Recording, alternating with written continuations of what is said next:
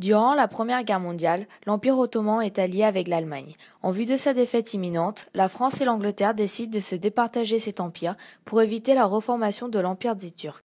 Durant la guerre, les Britanniques demandent du soutien des Arabes face à l'Empire ottoman.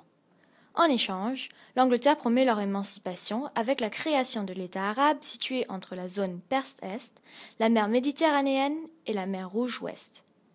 Cependant, il avait promis la Palestine aux sionistes. Cette double promesse entraîne un conflit de territoire. Ainsi, les accords secrets Sykes-Picot, signés le 16 mai 1916 par la France et l'Angleterre, divisent l'Empire ottoman de la façon suivante.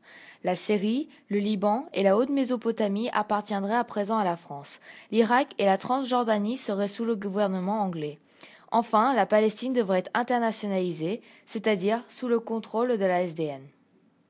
L'Empire ottoman chute en 1918 et, en 1920, le traité de Sèvres met en vigueur le partage de cet empire.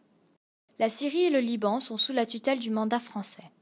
Puis, la SDN confie l'Irak et la Jordanie à l'Angleterre, ainsi que la Palestine qui était à l'origine promise aux Arabes et ou aux sionistes. L'intérêt de contrôler cette zone est à la fois commercial et politique, car il s'agit d'un territoire riche en matières premières et qui relie l'océan Indien à la mer Méditerranéenne, permettant alors le contrôle du flux des marchandises depuis leurs colonies jusqu'en Europe. Enfin, on peut noter que le territoire turc a été réduit.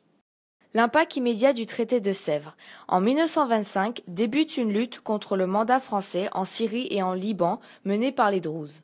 En 1920, à l'intérieur de la Palestine, un affrontement religieux monte entre les Arabes et les Juifs. En Irak, les premiers soulèvements anti-mandat sont réprimés par les bombardements. À l'issue du traité de Sèvres, la Turquie est forcée à céder quelques îles à la Grèce. Ainsi, en 1920 et en 1923, une guerre républicaine est menée pour récupérer les territoires perdus. Ce partage entraîne de nombreux conflits tels que la montée des mouvements nationalistes. Par exemple, Mustafa Kemal qui reconquit l'Anatolie par force. Puis, d'autres nationalistes syriens attaquent les Français pendant la bataille de Maïsaloun. Enfin, en 1930, l'Irak est proclamé indépendant, mais reste sous la tutelle britannique. Par conséquent, un nationalisme arabe se développe en particulier dans l'armée, qui aboutit à la tentative d'un coup d'État en 1936. Certes, la guerre mondiale a affaibli la France et l'Angleterre et permettra l'émancipation des pays du Moyen-Orient. Cependant, aujourd'hui, beaucoup de conflits du Moyen-Orient sont liés à ce partage.